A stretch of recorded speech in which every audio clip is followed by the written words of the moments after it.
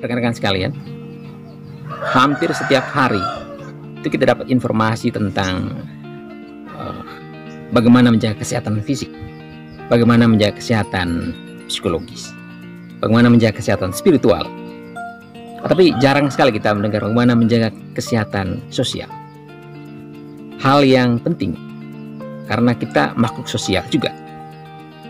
Apalagi kita sebagai orang Indonesia yang menjelaskan identitas kita itu berdasarkan relasi dengan kelompok. Ya, sederhananya kalau saya menjelaskan diri saya bilang saya siapa? Saya bagian dari komunitas tertentu. Saya bagian dari kelompok tertentu. Karena kita makhluk sosial dan model sosial orang Indonesia lain sekali. Ya. Untuk itu saya pikir ada baiknya kita ngobrol tentang aspek itu di tengah pandemi COVID-19 ini yang makin merebak ya. Saya kasih sedikit contoh. Kalau ada teman kita, tetangga kita yang kena COVID dan rumah kita misalnya kira-kira 2-3 rumah, itu saya yakin sekali kita akan menghindar untuk mendatangi rumah itu. Bahkan melewati depan rumahnya pun kita kadang-kadang berpikir 2-3 kali, kalau ada alternatif lain, pilih jalan lain. Kita takut terpapar COVID yang sudah menjangkiti teman kita. Itu sangat normal, ya, sangat normal. Tetapi bagaimana mengelola urusan sosial di tengah situasi seperti ini? Hal itu perlu kita ngobrol, perlu kita bahas bersama. Saya ingin memberikan satu contoh terkait dengan urusan sosial. Di Jombang itu mereka punya satu pasar namanya Pasar Sodako. Itu Pasar Sodako itu pasar yang diinisiasi oleh beberapa kelompok, mulai dari kelompok Ketua RT dan beberapa teman yang dikumpulkan orang-orang itu. Mereka berpikir bagaimana caranya supaya orang-orang kita itu mereka tidak kelaparan. Hal yang lebih jauh lagi, itu tidak terjadi kasus-kasus sosial. Orang mungkin berpikir kalau dia lapar, dia tidak dapat makanan, bisa jadi dia mencuri atau dia melakukan tindakan kriminal. Maka mereka berinisiasi dengan mendorong masyarakatnya, jika ada yang punya kelebihan, misalnya punya kelebihan sayur misalnya di rumahnya, dia bawa di pasar itu. Jadi dibikin seperti satu lapak, disimpan di pasar itu, ya, sehingga orang yang membutuhkan datang dan ngambil di situ. Awalnya hal itu tidak mudah dan orang berebut.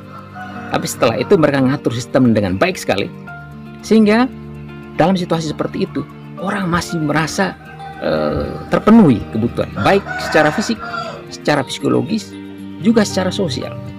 Kenapa? Karena dia merasa bahwa saya diperhatikan oleh tetangga saya didukung oleh tetangga saya, gitu. Itu hal yang penting. Lalu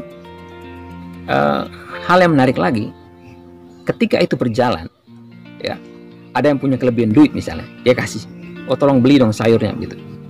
Waktu di pasar itu orang-orang di pasar tanya, kok belinya banyak gitu. Dia bilang, iya ini sumbangan dari warga untuk warga kami sendiri. Dan apa yang terjadi? Seperti satu miracle, keajaiban terjadi. Pedagang di pasar bahkan menambah sayur, bahkan menambah ikan atau apa. Tetapi dengan catatan tidak perlu dibayar kelebihan itu, karena mereka juga ingin berbagi. Teman-teman lihat, ketika orang berbagi, dia bukannya malah kekurangan, tapi malah ditambah, gitu ya, malah bertambah. Nah, itu kemudian membuat mereka survive sampai sekarang. Bahkan model itu dipakai juga oleh beberapa tempat lain, ya, karena bagi mereka itu menarik.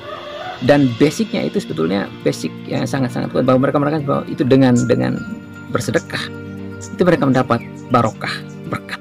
Nah, gitu ya. Ini kearifan ini saya yakin sekali ada juga di tempat kita masing-masing, ya, ada juga tempat kita masing-masing. Jangan sampai dengan pandemi ini orang menutup pintu dan mengkip segala macam kelebihan yang dimiliki, ya. Mekanismenya seperti apa? Saya kira bisa diatur, ya, mekanisme seperti yang bisa diatur. Orang bisa berbagi satu sama lain. Pada saat itu dia akan tahu bahwa hal sekecil apapun itu berguna bagi yang lain.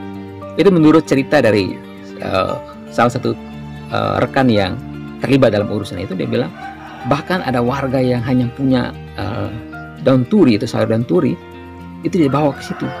Dia bilang, aduh saya nggak punya apa-apa. Ternyata itu dibutuhkan oleh yang lain. Jadi ketika orang keep apa yang dimiliki, itu dia akan merasa makin ketakutan dan makin terancam, ya, makin terancam. Itu bahayanya. Apa yang dipraktikkan dalam pasar sodako ini itu sebetulnya mau meng-counter apa yang dikatakan oleh Thomas Hobbes, ya. Orang bisa menjadi seperti serigala, ya. Ya, saya kira sekarang sudah terjadi, misalnya orang menjadi sangat-sangat menggunakan insting saja gitu. Misalnya orang berebut produk tertentu di supermarket. Saya pernah lihat orang berebut satu jenis susu. Orang berebut itu karena katanya itu bisa membantu menyembuhkan COVID dan segala macam. Orang berebut, apa yang terjadi? Itu ya berebut dan dia menjadi seperti, kalau kita lihat, ya menjadi seperti serigala yang lain. Orang bertarung di situ. Orang lupa bahwa kita ini manusia.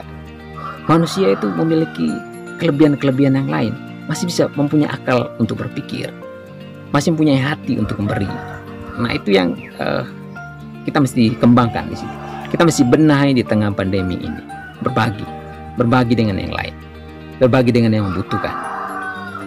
Dan saya kira Indonesia itu punya sejarah panjang terkait dengan solidaritas, terkait dengan saling memberi, ya, terkait dengan saling memperhatikan tetangga, saling menghidupi tetangga. Mekanisme seperti apa? Sekali lagi kita kembali ke perangkat-perangkat di wilayah kita. Bagaimana cara mengaturnya? Ya, bagi saya itu penting.